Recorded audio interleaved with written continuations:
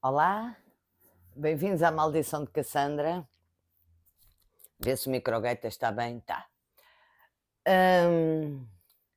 O episódio de hoje, que já deu direito a uma conversa com uma amiga minha, até às 2 da manhã de Portugal, e em que trocámos intensamente e debatemos ideias a sério. Quando eu lhe disse sobre o que é que estava a pensar falar hoje, veio devido àquela violação em grupo por 3 influencers de uma miúda de 16 anos que concordou em se encontrar com eles, concordou em ir com eles para uma garagem, para um quarto, para um apartamento, não interessa para nada, e que foi objeto de uma violação em grupo com direito a um direto transmitido para milhares de visualizadores. E é evidente que a miúda concordou em ir ter com os influencers, Jesus, no meu tempo o influencer era um professor, alguém mais velho, e no meu tempo, o meu tempo é agora, quando eu era menos esperta. E em contrapartida, e ao mesmo tempo descobri os celibatários involuntários. E eu nem vou falar da série da Netflix, prefiro ir direto ao assunto. E é a minha reflexão que vale o que vale e que espero que que sirva de base a outras reflexões. Ora, vamos lá ver se a gente se entende. Eu já tive 16 anos. Era vigiada 24 horas por dia. O pai, a mãe, a empregada, as amigas, as mães das amigas, as tias das amigas, as amigas das amigas, as amigas da mãe, 24 horas por dia. Jamais me passaria pela cabeça ir ter com 3 miseráveis que eu nunca tivesse visto na vida. Porquê? Porque tinha medo. Medo de quando regressasse a casa. Obviamente que a miúda não consentiu em ser violada, portanto essa do consentimento, ela foi ter com os palermas, os energúmenos, sim, não foi obrigada, foi com eles não sei para onde, sim, não foi obrigada, mas não consentiu em ser violada. E que isto fique claro. E celibatários involuntários, oh meus amigos, isto até é para os mais jovens. Toda a vida houve. Quando eu fui para o liceu, o meu liceu era feminino. E no ano em que eu entrei, foi o primeiro ano em que rapazes puderam entrar, que eram residuais, coitadinhos. Nem coragem para abrir os olhos eles tinham, praticamente. E havia um que era mais gordinho, era o Banhas. So what? Depois cresceu, libertou-se da gordura, transformou-se num homem garboso, bonito, airoso como um salgueiro, jovem e flexível. E na altura ninguém dizia que isto era bullying, porque não era. Um dos meus melhores amigos, coitadito, que é magrinho como um osso de frango sem carne, ainda hoje é o Fininho. Aliás, ele foi batizado com o nome de Sérgio, mas Fininho já é o nome próprio. Nunca me passaria pela cabeça a mim, senhor engenheiro, que eu tanto gosto e de quem tanto estimo e que de facto é uma amizade de uma vida.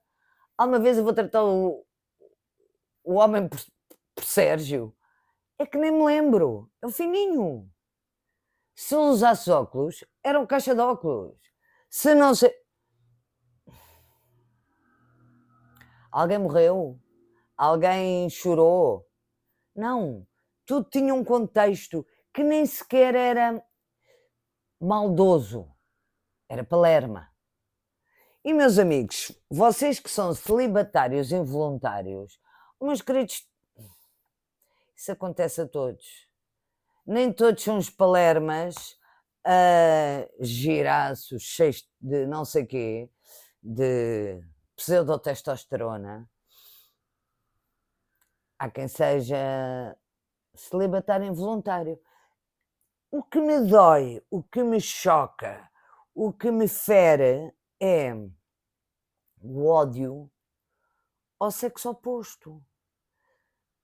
Esta gente não tem mãe, não tem pai, e se tiverem, que género de pais é que esta gente tem? Não nasceram todos da barriga de uma mulher? Como é que se pode odiar aquilo que nos deu vida?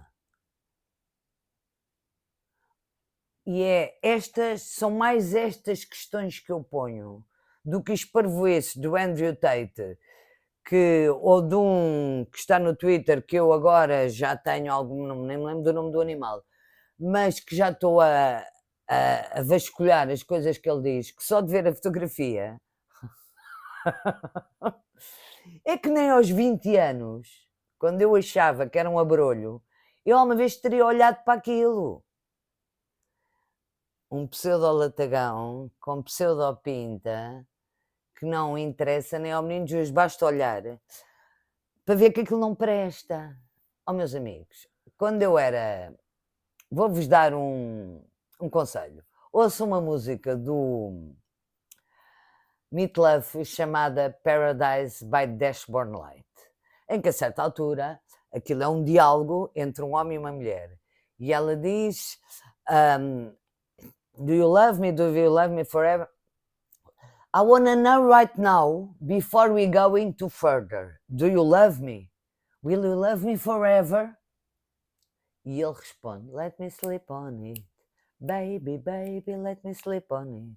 Let me sleep on it, and I'll give you an answer in the morning. I want to know right now, do you love me? Mas isto é tudo mentira. Ela dizia que precisava de saber se ele a amava hoje, antes que as coisas adiantassem, e ele dizia, deixa-me dormir sobre o assunto e eu digo-te amanhã. Mas não é. Quem efetivamente dorme sobre o assunto e só dá a resposta amanhã é sempre a mulher. Meus amigos celibatários e voluntários, vocês não têm voto de decisão, não têm voto na matéria, não têm opção de escolha, não têm nada. O único direito, a única certeza que vocês têm é que podem levar uma nega. Não é mais nada. Esta resposta foi-me dada por um namoradeco que eu tinha, de quem, por acaso, era mais que um namoradeco. Foi um dos amores da minha vida. Enorme, pungente, digno, longo. E uma vez eu estava-lhe a dizer, olha, gosto imenso desta música porque acho que isto representa um homem e uma mulher e falámos sobre isto. Ele disse, oh Mena, a única coisa que eu sei é que a nega está-me sempre reservada a mim. Obviamente que era um homem inteligente. E isto também não tem problema nenhum. E não há nenhum celibatário involuntário que seja celibatário por ser gordo ou pouco bonito. Pá, é gordo, vai para o ginásio, faz dieta. É pouco bonito. Oh, meus amigos, com o tempo isso passa. Mas passa tão bem. Aqui há uns anos, a minha aula de dança era depois da aula de hip-hop para jovens, rapazes e raparigas. E elas, com 15 anos, aqui, mulheres perfeitas, não havia nada fora do sítio. O raça das miúdas eram lindas. E os rapazes com 16 anos, coitaditos, pareciam uns imberbes. E havia um giro. Mas coitado, o miúdo, que estava um bocado sempre aflito, e um dia chamei-o e disse, olha, não te preocupes, porque elas agora não querem saber de ti, mas daqui a 1 ou 2 anos tu vens falar comigo. Até vais fugir. Há um ano passado encontrei ele e disse, tu tinhas razão, elas agora não me largam. há um tempo para tudo. E é pena que, em vez de se entender isto, de se vigiarem as miúdas, de se meter juízo na cabeça dos rapazes, lhes deem espaço para se fecharem sozinhos com dores imaginárias que existem desde sempre e para sempre. Não é fácil crescer. Crescer é duro. Ganhar autoestima é duríssimo, eu que o diga. Mas consegue-se dando tempo ao tempo e havendo outras coisas a que nos possamos dedicar. E, meus amigos, aprenderem um instrumento musical, aprenderem a cantar ou aprenderem a dançar, juro-vos eu, até o maior dos abrolhos com uma guitarra na mão se torna um homem lindo de morrer. Acreditem em mim. E depois tornem-se pessoas interessantes, compassivas, indulgentes, meigas, duras, quando há que ser, inteligentes, interessadas, com conversa, que eu juro-vos que a vossa vida vai mudar. Larguem o ódio às mulheres, porque essa masculinidade tóxica de quem odeia mulheres, meus amigos, isso já era, né? Despertem para a vida, que não vos faz mal nenhum. E esse despertar também é uma forma de resistência. Por isso, #resiste sempre. Sempre. Resistir é um dever. Posto isto, obrigada pelas visualizações, pelos comentários, pelas partilhas, por tudo. E por favor, continuem, que é para a maldição de Cassandra começar a crescer. Please, please, please, please, please, please, please, please. Até breve.